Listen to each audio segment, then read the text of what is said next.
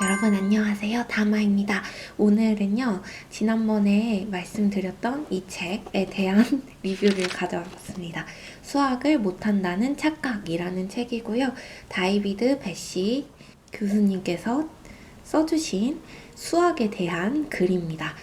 이 책은요, 제가 지난번에 팟캐스트로도 얘기를 했던 것 같은데, 그때 이야기했던 것과 같이 뭔가 굉장히 수학을 뭔가 잘할 수 있다는 힘을 주는 자기계발서 같은 느낌이다라는 생각이 들었고, 그리고 우리가 수학을 좋아하지 않는다라는 것을 밑 저변에 이제 기본 바탕에 깔아두고 이야기가 전개되는 내용이 맞았습니다. 그리고 그런데 좀 눈여겨볼 게 뭐였냐면요. 다양한 수학자들이 나오고요. 그 다양한 수학자들이 나쁜 수학자도 있고 좋은 수학자도 있어요. 여기서 말하는 나쁜 수학자라고 하면 이제 정의를 범죄를 저지른 범죄자가 나오고요. 그렇지 않은 정말 학문만 열심히 파고든 수학자라고 정의를 할 수 있어요. 근데 그 수학자들도 뭔가 사생활에 대해서는 그렇지 않은, 좋지 않은 수학자들도 있지만 어쨌든 범죄를 기준으로 나쁘고 좋고를 보았을 때 범죄를 기준으로, 그래서 그런 범죄를 저지른 수학자와 그렇지 않은 수학자들이 나와요. 그래서 그 기준이 무엇이냐면 그들이 수학을 대하는 태도가 기준이고요. 그 태도가 그 시대상에 봤을 때, 그 수학자가 있는 시대상으로 봤을 때 일반적이지 않았다라는 것을 기준으로 이제 나온 것 같아요. 제가 볼 때는 그렇습니다. 작가님이 어떤 의도로 선별을 했는지는 모르겠어요. 그 의도까지는 책에 나오지 않기 때문에 그 수학자들을 굳이 선별한 이유가 책에는 나오지 않아서 그것까지는 알 수 없지만, 제가 생각해 볼 때에는 이제 그 시대상에, 그 수학자가 있었던 그 시대상에 그 수학자의 어떤 발상과 생각들이 독특하고 신비로웠을 때, 그리고 좀 새로운 선구적인 것이다 라고 했을 때, 그런 수학자들, 그런 것을 이제 발견한 그런 수학자들을 좀 나열해서 이야기를 해주시지 않았나 싶습니다. 그래서 그런 수학자들이 가지고 있는 기초적인 생각들을 알게 되는데요. 그런 거를 보다 보면은 수학자들이 이런 생각을 하는구나 라는 것을 좀 알게 돼요. 물론 그게 일반적인 수학자들의 모습은 아니겠죠. 아닐 거라고 책에서도 나와요. 하지만 이제 그런 수학자들이 있고 그런 생각을 하는 사람들이 존재한다라는 것을 배울 수는 있었어요. 그건 좋았다. 하지만 뭔가 이제 이 서문에서도 작가님 소개에서도 밝혔는데, 뭐라고 했냐면 대중이 이 책을 읽을 수 있기를 바랬고, 또 수학자들의 비밀스러운 사고 기법을 기록하여 일반 대중에게 드러내려는 시도, 이것까진 이해가 돼요. 이것까진 알겠지만 모든 사람, 특히 수학을 두려워하는 사람들과 수학을 싫어한다고 생각하는 사람들을 위한 것에는 동의를 할 수가 없겠더라고요. 제가 읽어보니까 수학을 싫어하면 읽을 수가 없어요, 여러분.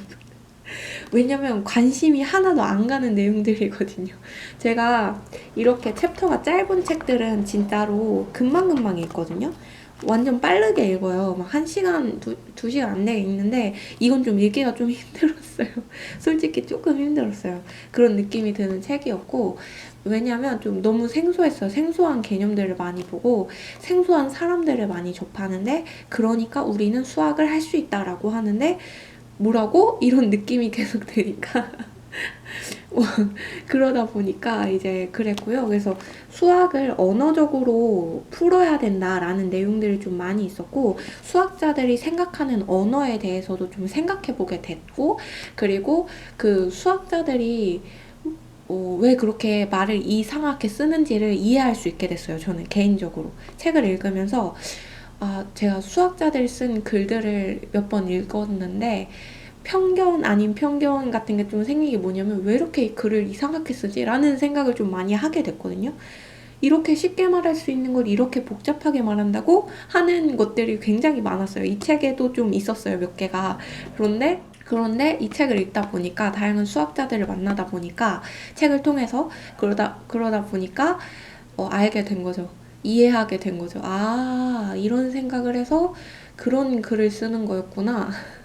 그런 생각을 하게 됐고, 그 수학에는 언어가 굉장히 중요하다라는 것도 이번에 알게 됐는데요. 저는 수학을 숫자, 수학, 기하학 이 정도로만 생각했지 언어적인 접근을 전혀 생각해 본 적이 없었어요. 한 번도 그렇게 생각을 해본 적이 없었어요. 언어가 중요하다라고. 그래서 이전에 수학의 기초라는 책을 한번 읽어보고 싶어서 읽었는데 이해를 못하고 제가 중간에 덮었잖아요. 네, 소음이 지나가고요. 네, 덮었잖아요. 그래서 그때도 뭔가 왜 이렇게 이상하게 말하지? 그런 게 너무 많았어요. 그래서 이해하는 게 좀 많이 힘들었고, 그래서 나중에 수학 공부를 다시 하고 다시 읽어보면 느낌이 또 다르지 않을까? 이런 생각으로 그 책은 진짜 다시 시도해보려고 모아놓은 책 중에 하나거든요. 그런 책으로 되어 있는데, 이제 그 책도 이해하게 됐어요. 이걸 읽다 보니까, 아, 언어가 굉장히 중요하구나. 수학자들에겐 언어가 중요하고, 그 언어가 그 앞뒤, 문맥, 맥락, 이게 우리가 생각하는 문학의 맥락과는 굉장히 차원이 다르구나라는 것을 이해하게 됐어요. 그걸 이해하고 싶다면 이 책을 읽는 걸 추천드리고 싶어요. 그리고 수학을 좋아하는데 수학을 좀 더 잘 이해하고 싶고 알고 싶고 수학의 언어를 좀 깨닫고 싶다라고 한다면 이 책을 좀 추천드리고 싶습니다. 왜냐면 제가 이해할 수 있게 됐거든요. 그리고 좀 재미있었던 점이 있었는데요. 그게 뭐냐면은 이 책을 읽다가 가장 도파민이 치솟고 가장 재미있었던 구간이 있었어요. 그게 제가 팟캐스트에서도 이야기를 잠깐 언급을 했었는데 이차 함수에 대해서 언급을 했었잖아요. 제가 이차 함수를 결국 이해하지 못했었다. 그런 이야기를 했었는데 이제 그것을 해결할 수 있는 희망이 굉장히 많이 생겼어요. 이 책을 읽으면서. 수학을 잘하겠다라기보다 그 계기가 된 게 있는데 제가 단번에 이해하지 못했기 때문에 벌어진 일이에요. 뭐냐면 이 부분이거든요. 제가 다른 색으로 표시했어요. 1부터 100까지의 수 중에서 무작위로 하나를 고른다면 그 값은 평균적으로 얼마일까? 이런 질문이 있었고 사람들은 대부분 별 생각 없이 50이라고 대답할 것이다 라고 했는데 저는 이 문장이 이해가 안 가는 거예요. 왜 50이지? 왜 50인 거야? 1부터 100까지 수 중에서 무작위로 하나를 고른다면 100분의 1이라는 거잖아. 100분의 1 확률을 고르는 건데 왜 50이야? 이렇게 된 거예요. 그래서 이해가 전혀 안 가가지고 무슨 말이지? 왜 50이라고 생각하지? 라고 생각을 해서 고민을 혼자서 계속하다가 챗GPT한테 물어봤습니다. 왜 그렇게 생각하지? 그랬더니 일반적으로는 그렇게 생각한대요.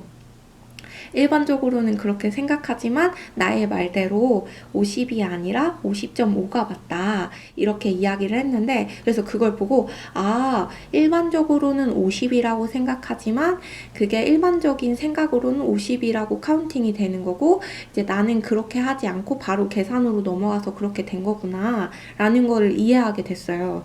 그래서 이 뒤에 하지만 1부터 100까지의 자연수의 평균이 50이라면 그 합은 5000이 되어야 한다. 숫자 100개의 합은 숫자들의 평균에 100을 곱한 값이기 때문이다. 이 또한 명백한 사실이다. 이것도 이해가 안 갔는데 그래서 이것도 이해가 갔어요. 아, 그래서 이렇게 말을 하신 거였구나.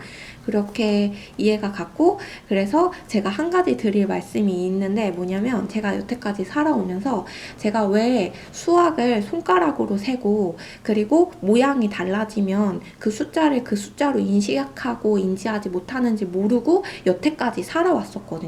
그리고 왜 이 함수를 이해하지 못하고 살아왔는지 이해하지 못하고 살아왔었어요. 그런데 그래서 계속 시도는 해보는데 뭐가 잘못된 거지? 계속 그랬거든요.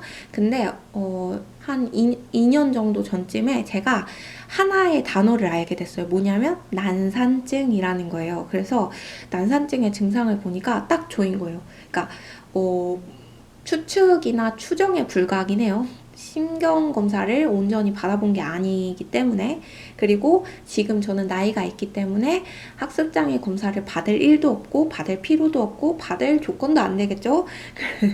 그래가지고 진짜로 그러한가를 검토해 볼 수는 없어요. 그래서 추정 사실에 불과하지만 추정해 보기를 난산증이 아니었나 싶어요. 왜냐면 저는 예를 들어 이런 게 있어요. 근데 이런 게 똑같은 모양인데 두 개가 있어요. 그럼 저는 보통 사람들은 이 두 개랑 이 두 개를 같은 걸로 보잖아요. 같은 숫자로 본단 말이에요. 2랑 2야. 근데 저는 같은 숫자로 못 보고 동그란 거 이거 원통 두 개, 볼펜 두 개 이렇게만 인식하는 거예요. 그래서 두 개가 같은 숫자라고 인식을 못하고 하나씩 세야 돼요. 두 개가 있으면 한 개, 두 개, 두 개. 볼펜이 한 개, 두 개, 두 개 이렇게 세는 거죠. 그래서 제가 제일 힘들어했던 게 뭐냐면은 그 여러 가지 숫자를 보고 사람들이 50, 15, 20, 25, 30 이렇게 세잖아요.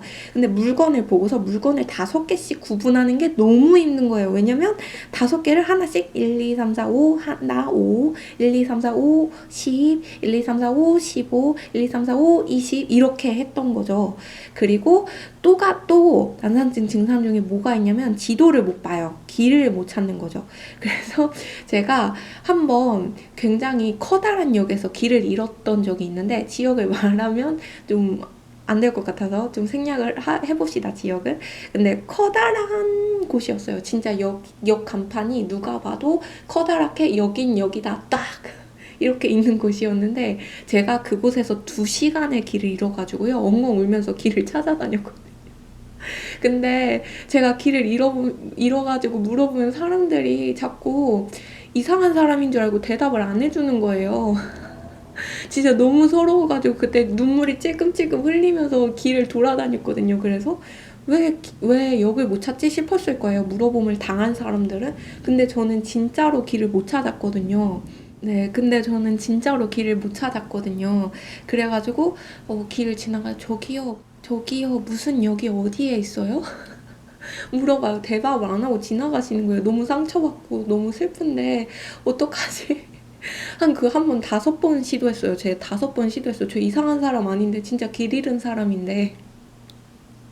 그래가지고 그것 때문에 제가 2시간을 헤매다가 마지막에 저 앞으로 가시면 되는데요? 그래가지고 제가 감사합니다 하고 그 길로 계속 갔어요. 겨우 찾은 거예요. 2시간 만에. 그래가지고 그 일화를 누군가한테 말하면 도대체 그 역에서 어떻게 길을 잃어버린다는 거야? 이러는데 제가 그 정도예요. 그 정도로 길을 잘 못 찾고 근데 길치가 아니라 방향치예요. 제가 사물을 전부 다 기억하거든요. 상가가 어디에 붙어 있었고 뭐가 어디에 있었고 간판이 어디에 있었고 모양이 어떤지 그런 거 구조는 전부 다 기억해요. 구조는 전부 다 기억하는데 근데 방향을 못 찾아요. 구조가 비슷하면 조금만 더 비슷해지면 방향을 전혀 못 찾아요. 오른쪽으로 가야 되지 왼쪽으로 가야 되지 이걸 전혀 몰라요. 앞으로 뒤로 어디로 가야 되지 이거를 모르는 거예요. 그래서 지도를 봤을 때도 제가 어느 지점에서 어느 방향으로 가는지 모르는 거예요. 지점을 못 찾는 게 아니라 어느 방향으로 가는지 모르는 거예요. 그래서 지도를 봐도 소용이 없고요.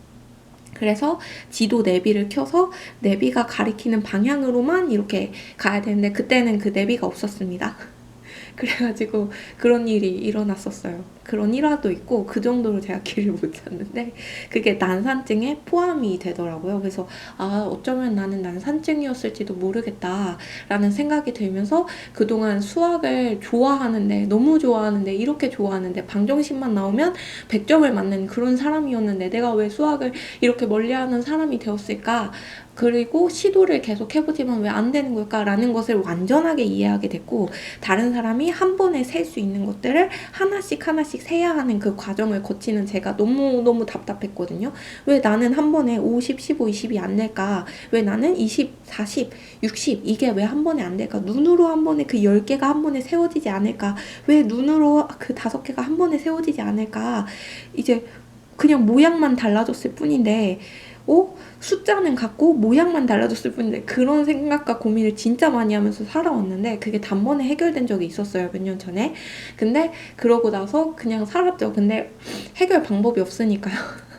해결 방법이 없어서 그냥 살았는데 그래도 수학을 좋아하니까 시도는 계속 해봤다가 제가 희망을 찾았어요. 그 부분을 읽고 그 희망을 찾았던 게 챗GPT가 제 문제에 대해서 이야기를 해줬어요. 난산증이 있다고 하는데 저는 수량 보존 개념과 공간 인지, 수 매핑 관련 부분이 일반적으로 작동하지 않기 때문에 추상적 정의가 한 번에 이미지로 잡히지 않는 타입이래요.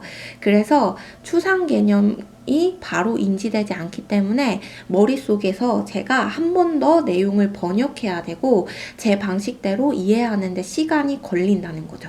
그래서 구조를 알고 싶어 하는 사람이기 때문에 그래프를 바로 하거나 공식을 바로 하거나 정리를 바로 하면 안 되고 왜 그렇게 생겼는지에 대한 이유가 반드시 필요하다라는 정의를 내려줬어요. 그렇기 때문에 챗GPT가 제 선생님이 돼가지고 2차 함수에 대해서 알려줬는데 2차 함수는 1차 함수와 다르게 변동 폭이 같은 거지 변동이 같은 것이 아니다 라고 말을 해주니까 한 번에 이해가 가더라고요. 그게 같은 게 아니었고 폭이 같았던 거였구나. 이게 되니까 나 풀 수 있겠는데 이게 돼가지고 챗GPT가 뭔가 제 수학 선생님이 되어서 수학을 뭔가 지도해 줄 수 있을 것 같은 거예요. 그래서 굉장한 희망이 생겼고 그래서 너무 신이 났어요. 그래서 신이 나게 이 책과 관련되지 않은 이야기를 떠들어 봤고요. 하지만 이 책을 통하여서 얻은 결과이기 때문에 이 책을 통해서 얻은 결과니까 설명을 한번 해봤어요. 여러분께는 TMI일지 모르겠지만 저는 그래서 너무 신이 났어요. 이 책을 읽으면서 얻은 결과잖아요. 그리고 네, 그렇습니다. 그래서 이 책을 읽어보실 때 다양한 수학자들의 어떤 생각과 수학에 대한 의미들을 알고 싶다면 읽어보는 것이 너무 좋을 것 같고 그렇지 않다, 수학이 너무 싫다 하면은 추천드리고 싶진 않아요. 정말 읽는데 힘드실 거예요. 그런 생각이 드는 책이었습니다. 그렇습니다. 이렇게 한 번에 정의를 내릴 수 있을 것 같네요. 그리고 우리 수학이 어렵다고 생각하지만 해낼 수 있다라는 생각이 들고 그리고 그런 마음으로 접근을 하신다면 읽을 수 있을 것 같기도 해요. 이 책이. 네, 그렇습니다. 그래서 여기까지 한번 해보도록 할까요? 오늘은 제가 너무 많은 이야기를 했는데 네, 여기까지 한번 해보도록 할게요. 감사합니다. 길게 내용 들어주셔서 감사해요. 난산증 모두 화이팅이고요. 우리는 할 수 있습니다. 감사합니다.